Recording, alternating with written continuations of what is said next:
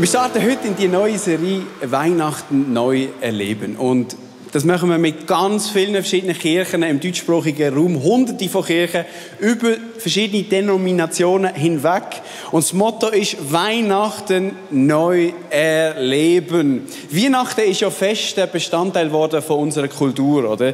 Jedes Jahr stellen wir Weihnachtsbäume auf, die schmücken, wir stellen Weihnachtsstände aufstellen, wir gehen an den Weihnachtsmarkt, wir Gutzli essen, es schmeckt nach Zimt und Nelken, wir Geschenke einkaufen, verpacken. Alle Jahre wieder. Wir bauen solche Krippen auf, oder? Und in jeder Krippe ist ganz wichtig, oder? Natürlich das Jesuskindli, das muss im Zentrum sein, hier in der Mitte, in einer Krippe. Dann Maria, Josef, ganz wichtig, Hirt und 3 Könige, wegen der Geschenke, das ist auch wichtig. Und ein Geist darf einfach nie fehlen, das ist ganz wichtig. Und natürlich auch noch Kühe und der Stern von Bethlehem oben dran. So. Und die grosse Frage, die man sich doch stellt, oder die ich mir stelle, kann man das überhaupt noch neu erleben? Das ist doch jedes Jahr das Gleiche, oder? Was soll das heute bedeuten? Das Thema vom heutigen Sonntag ist Glaube als Lebensstil. Glaube als Lebensstil. Es kann schnell passieren, dass wir Weihnachten so als einfach alljährliches Fest wahrnehmen. So eine übrig gebliebene Tradition, so ein christliches Erbe. So, das macht man halt so. Jedes Jahr, da kommt halt jedes Jahr der Samichlaus, oder? Das ist einfach so, oder? Aber mit einem alltäglichen Glauben, der Einfluss hat auf einen Lebensstil, hat das nicht mehr so viel zu tun, oder? Glaube ist vielleicht etwas, was man 1- bis 2-mal pro Jahr erlebt, an Weihnachten oder an einer Hochzeit oder an einer Beerdigung oder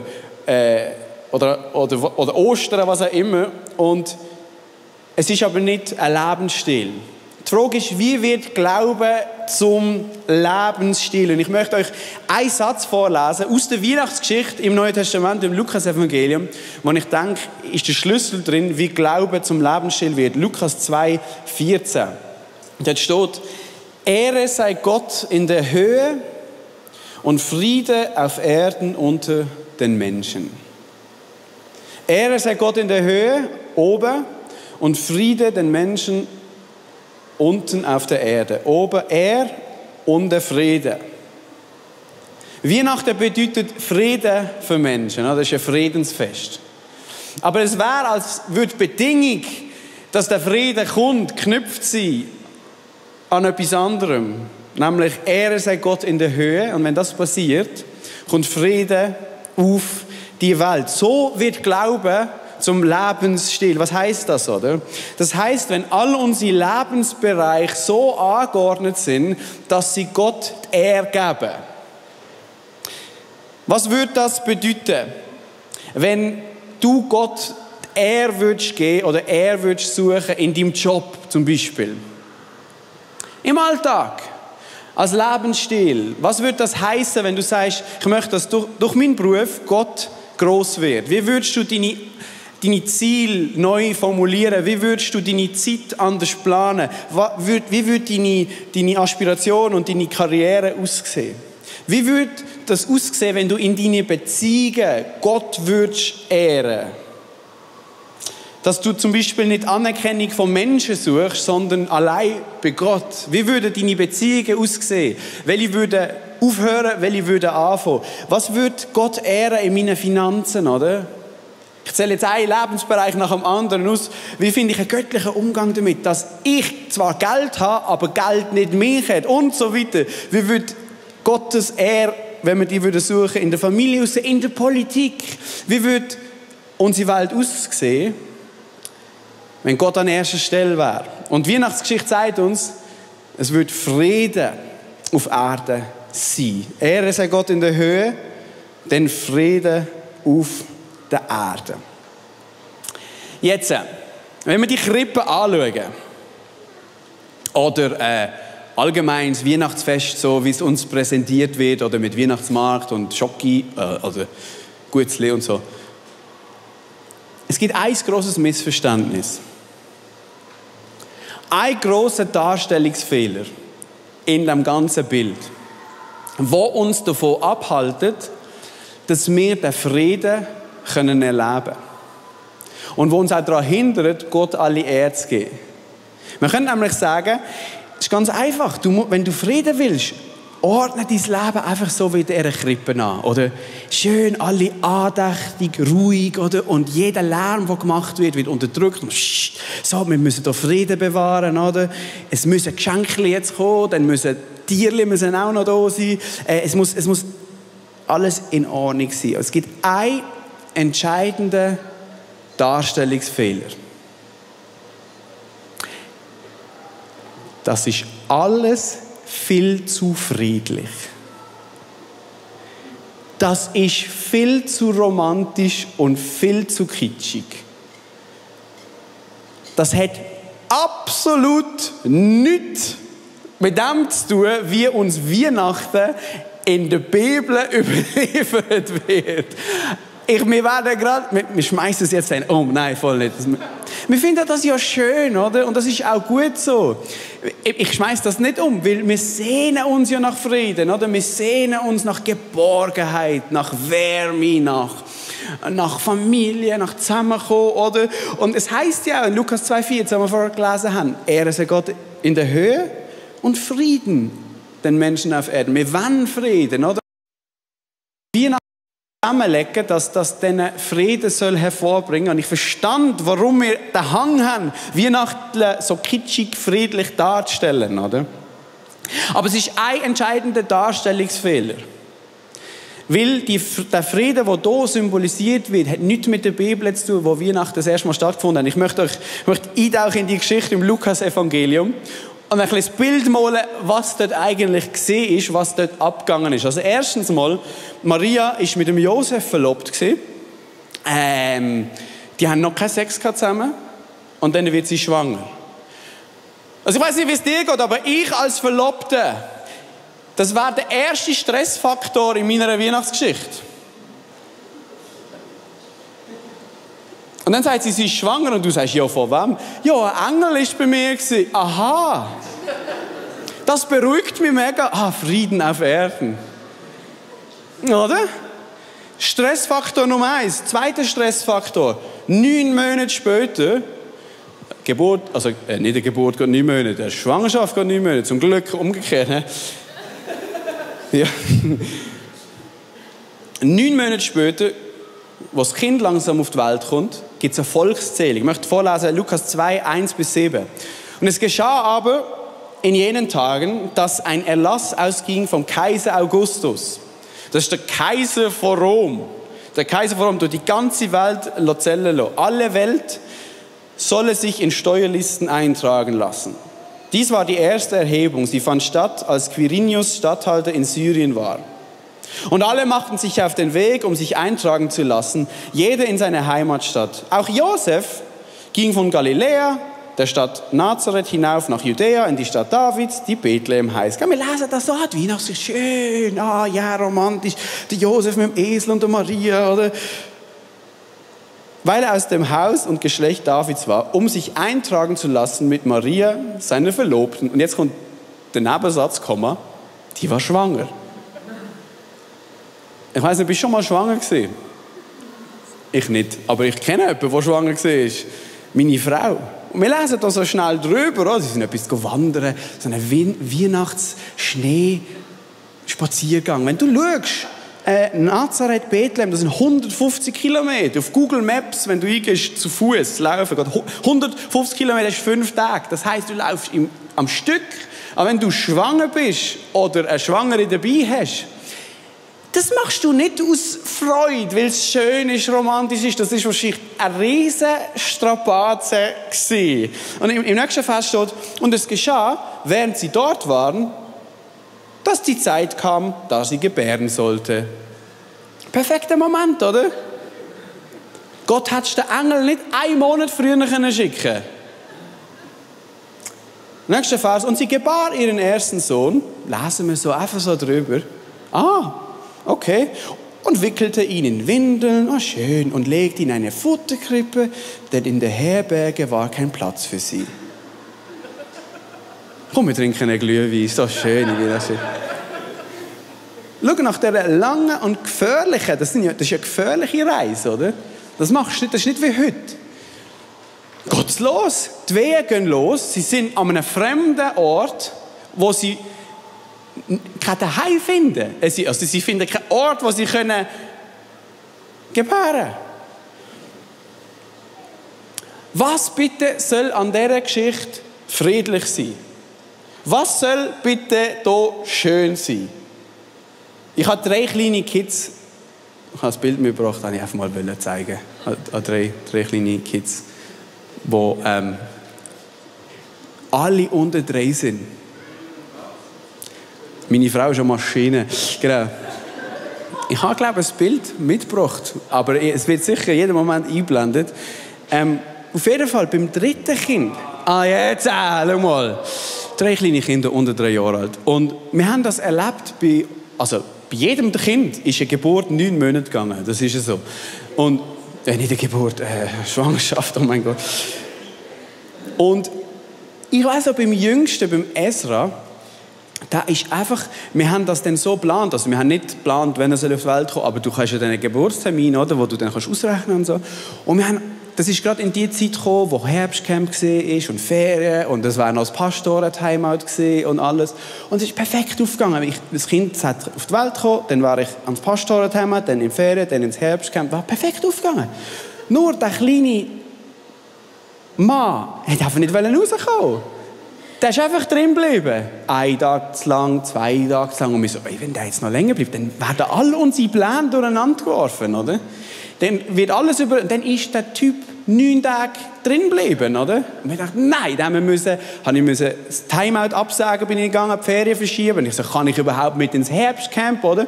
Und dann ist die Zeit gekommen, wo der Bundesrat 3G eingeführt hat, oder? Und wir haben in unserer Kirche müssen überlegen, was wir dann machen. Der Danny ist in der Ferien gewesen, es sind alle weg gewesen, nur der Ralf, ich, Anna und der Bruce noch da gewesen.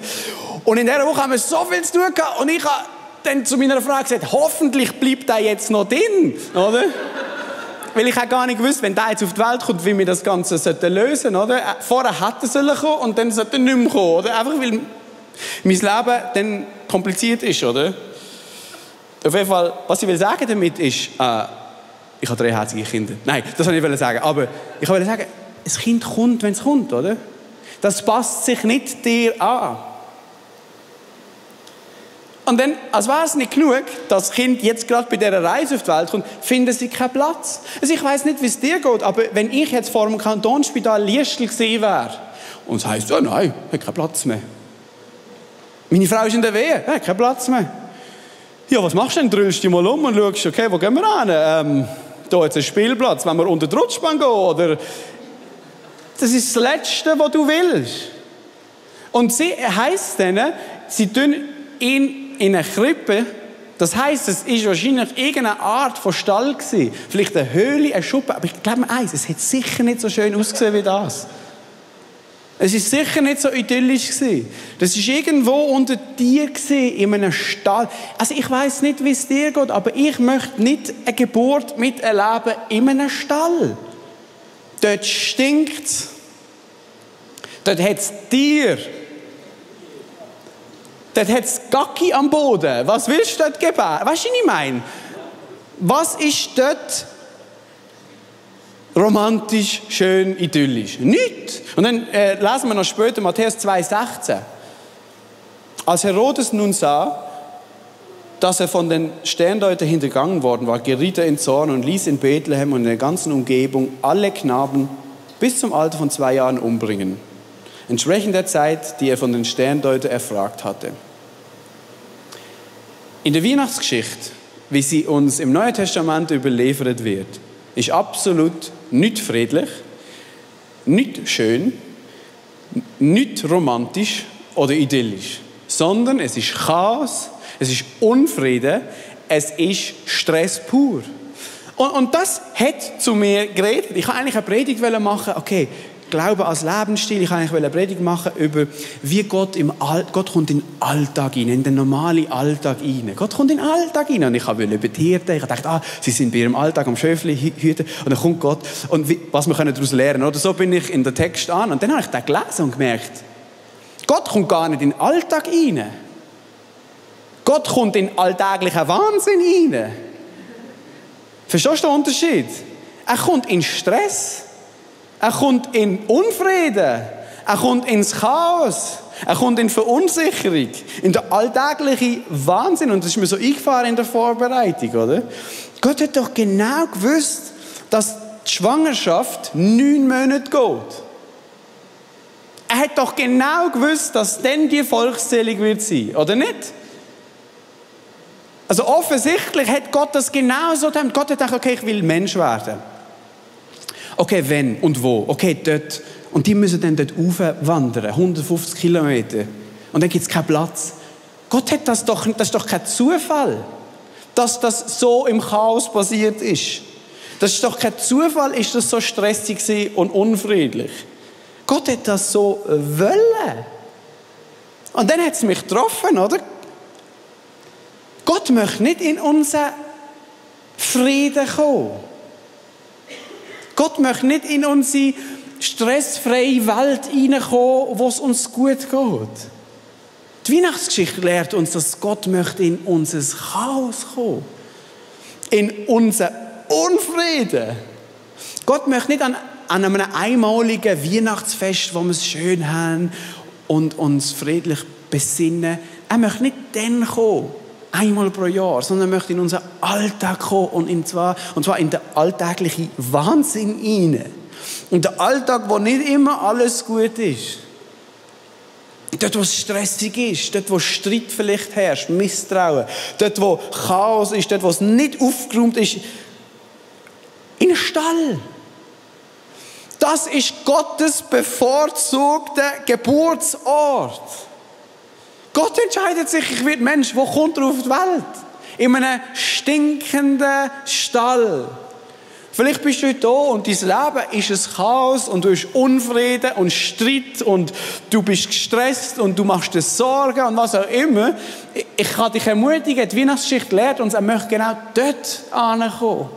Er möchte nicht an einen aufgeräumten Ort kommen. Er möchte nicht dort ankommen, wo wir das Gefühl haben, wir haben es im Griff. An unsere schönsten Tage, an unsere besten Tage. Dort, wo wir fröhlich sind und so weiter. Nein, er will in stinkenden Stall. Und das ist die gute Nachricht von Weihnachten. Wir müssen nicht zuerst Frieden haben, bevor Gottes Frieden uns erreichen kann.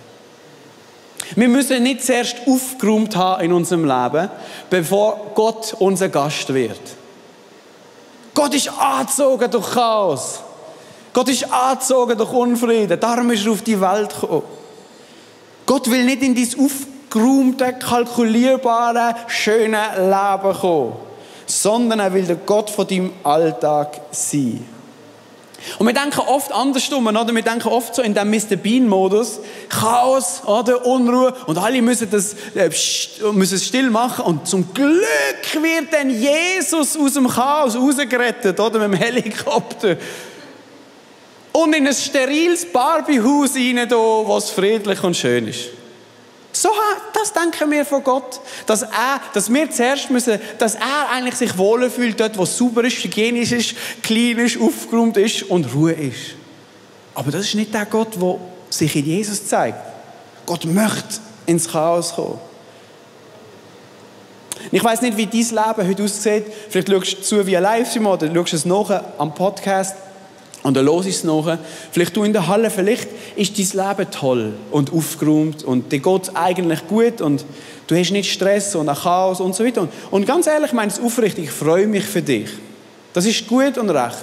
Aber für alle anderen Menschen heute Morgen oder du jetzt via Screen, wenn es bei dir im Moment nicht so rosig läuft und das Zeug drunter und drüber geht, dann gibt es eine grossartige Ermutigung für dich heute an Weihnachten oder in dieser Adventszeit. Gott fühlt sich angezogen durch die Situation. Dort will er seinen Frieden bringen. Vielleicht läufst du beruflich am Anschlag. Oder? Die Terminkalender füllt sich und du fühlst dich wie auf einer Wanderung 150 Kilometer ohne Ruhe und du hast das Gefühl, eigentlich bräuchte ich eine Pause. Und du bist am Durchsuchen, oder? Vielleicht geht es bei dir familiär hin und her. Vielleicht habt ihr ein Kind bekommen und dein Lebensalltag hat sich auf den Kopf gestellt. Vielleicht hast du 3 bekommen und dein Leben hat sich nochmal auf den Kopf gestellt. Vielleicht hast du Beziehungen und Freundschaften, wo nicht Frieden herrscht, sondern Streit. Vielleicht machen die aktuellen Schlagzeilen über Omikron sorgen, oder? Vielleicht sieht es in deiner Seele aus wie in so einem unaufgeräumten Stall. Nicht so, weißt, sondern Chaos, oder? Es stinkt, es ist unordentlich, der Überblick ist verloren, es herrscht Unfrieden.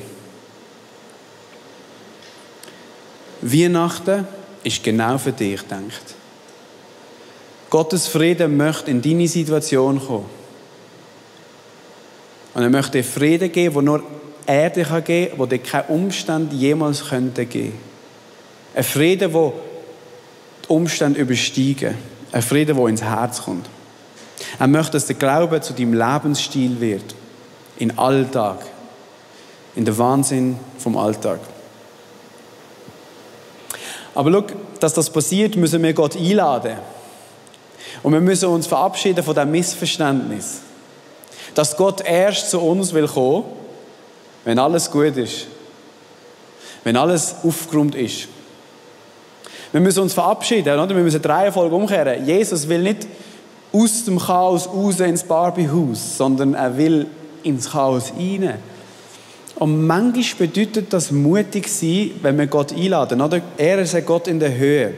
Wir sagen, oh Gott, Ehre geben in meinem Leben, in allen Lebensbereichen. Oder? Was heisst, wenn ich Gott Ehre gebe? Oder? Und vielleicht hast du Lebensbereiche, wo du merkst, Gott ist nicht an erster Stelle. Und was wir machen, ist, ihn nicht einladen, weil wir uns schämen oder weil wir das Gefühl haben, ich muss es zuerst in Ordnung bringen, bevor Gott ein Teil wird von meinem Alltag. Aber das ist ein Missverständnis, oder? Adam und Eva im Garten Eden machen einen Fehler. Sie sehen, sie sind nackt. Und was machen sie? Sie verstecken sich vor Gott. Sie verstecken sich, sie schämen sich, sie bedecken sich. Und das ist oft das, was wir machen, oder? Wenn es um Gott Ehre bringen geht. Wenn es darum geht, ihn an erster Stelle zu setzen und merken, wir machen das nicht, oder? Und dann probieren wir alles zurecht machen und alles in Ordnung zu bringen. Und erst dann laden wir ihn ein. Aber das ist der Fehler. Hast du schon mal Gast bekommen von einem Besuch, unerwartet, und deine Wohnung oder dein Haus ist unaufgeräumt? Mega mühsam, oder? Ich habe das regelmäßig am Samstagmorgen, wenn der Pöstler kommt. Ich bin noch im Pyjama, oder? Und dann läutet es und ich muss raus, um das Päckchen holen, oder? Mega mühsam. Wir wollen uns richtig anlegen, oder? Wir wollen sauber machen, bevor ein Gast kommt. Bei Gott ist es andersrum. Bei Gott ist es andersrum. Er möchte helfen, aufräumen. Und für das braucht es Mut, ihn einzuladen. Es wird so schön deutlich, wo jetzt eben die Hirten auf dem Feld sind, am Schöfli hüten. Und dann überrascht sie Gott, der Engel kommt, Engelschöre kommen und sie sind überrascht. Und Gott platzt in ihren Alltag hinein. Und schau, so reagieren die meisten Menschen, wenn sie mit Gott in Berührung kommen und wenn es darum geht, Glauben und Gott erzählen. So reagieren die meisten Menschen. Lukas 2, 8-10. Und es waren Hirten in jener Gegend, auf freiem Feld, und hielten in der Nacht Wache bei ihrer Herde. Und ein Engel des Herrn trat zu ihnen und der Glanz des Herrn umleuchtete sie und sie fürchteten sich sehr. Da sagte der Engel zu ihnen: Fürchtet euch nicht, denn seht, ich verkündige euch große Freude. Du siehst, die Reaktion der Hirten ist Angst, wenn Gott in deinen Alltag kommt. Wenn Gott dich überrascht, ist die Hauptreaktion von vielen Menschen zuerst mal Angst. Nein, wir sind ja überrascht, es passt ja nicht, ich muss mich ja zuerst putzen, es muss zuerst hygienisch sein, es muss zuerst aufgeräumt sein, bevor Gott in meinen Alltag kommt. Und vielleicht denkst du auch so über Gott und jetzt hörst die Antwort von dem Engel an zu diesen Hirten, der sagt: Fürcht dich nicht, hab keine Angst. Das bedeutet im Fall Freude, wenn Gott in dein Leben kommt. Weil er ist der, der dich gemacht hat und weiss, wer du bist, und er hilft dir aufzuräumen und ihn an erster Stelle zu setzen und ihm alle Ehre zu geben, dass der Friede von Gott in dein Leben kommen kann. Amen. Und vielleicht darfst du heute am Anfang von dieser Adventszeit, am ersten Advent, in dieser Weihnachtszeit, Jesus und Gott nochmal neu einladen in dein Leben. In deinen Alltag, in den alltäglichen Wahnsinn. Vielleicht darfst du ihn heute in all deine Lebensbereiche einladen. In alle. Auch in die, was noch nicht passt. Vielleicht darfst du ihn heute neu einladen in dieser Weihnachtszeit. Oder vielleicht zum ersten Mal. Vielleicht darfst du ihn in deinen Stall holen. In deinen Dreck. Er kommt gerne dorthin, weil er dich liebt.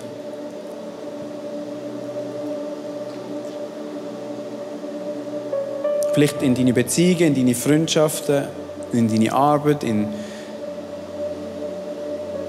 was auch immer, wo auch immer du ihn brauchst. Du darfst ihn heute einladen. Und von da mit einem Gebet zu Beginn dieser Adventszeit. Lass uns doch aufstehen für diesen Moment.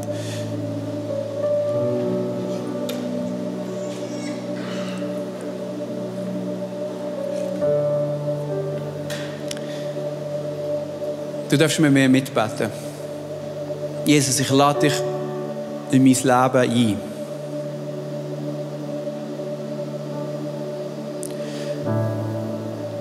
Ich möchte dich nicht nur an einmaligen Events erleben, sondern ich möchte dich in meinem ganzen Leben erleben. Jesus, du darfst zu mir heimkommen. In all mein Chaos, in meinen Dreck, in meinen Stall.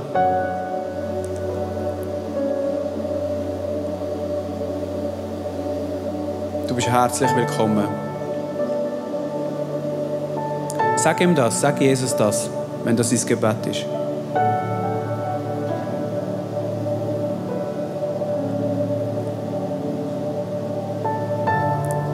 Und bei Gott ist keine Verurteilung, keine Scham, keine Anklage, sondern Annahme und Hilfe.